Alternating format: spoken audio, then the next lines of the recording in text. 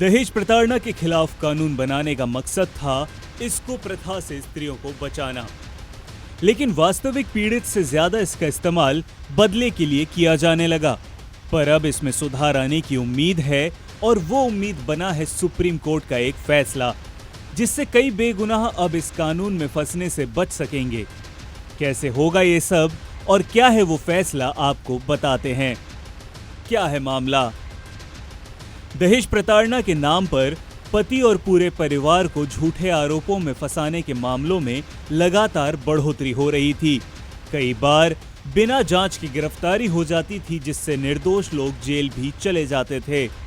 इससे निपटने के लिए सुप्रीम कोर्ट ने अब इलाहाबाद हाई कोर्ट के 2022 में दिए गए गाइडलाइंस को पूरे देश में लागू करने का आदेश दिया है। क्या कहा है सुप्रीम कोर्ट ने? मुख्य न्यायाधीश BR गवई और जस्टिस AG मसीह की पीठ ने कहा, 498A दहेज प्रताड़ना के दुरुपयोग से निपटने के लिए हाईकोर्ट के सुरक्षा उपाय प्रभावी हैं। अब इनका पूरे देश में पालन किया जाएगा।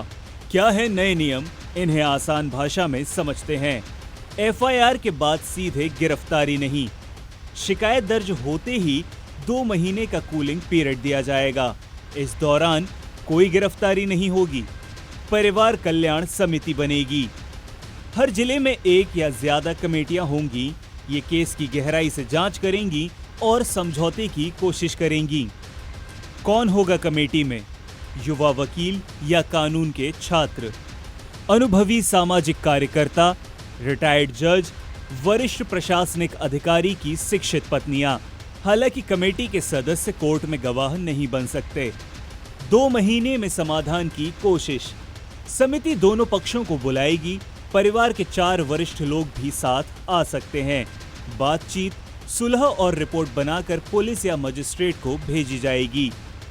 गिरफ्तारी तभी जब समिति की रिपोर्ट आ जाए। पुलिस सिर्फ जरूरी जांच कर सकती है, जैसे मेडिकल, गवाह आदि। कार्यवाही समिति की रिपोर्ट के बाद ही की जा सकेगी।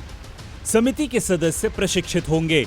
इन्हें न्यायिक अधिकारी द्वारा ट्रेनिंग दी जाएगी। समझौता हुआ तो केस बंद हो सकता है। जिला जज या अन्य सीनियर जज समझौते के बाद केस को निपटा सकते हैं। अब बात करते हैं कि इसका असर क्या होगा। झूठे केसों में फंसने वाले निर्दोष परिवारों को राहत मिलेगी। असली पीड़ितों को सही जांच और न्याय मिलेगा। न्यायिक व्यवस्था में भरोसा और पारदर्शिता बढ़ेगी। समाज में संतुलन बना रहेगा।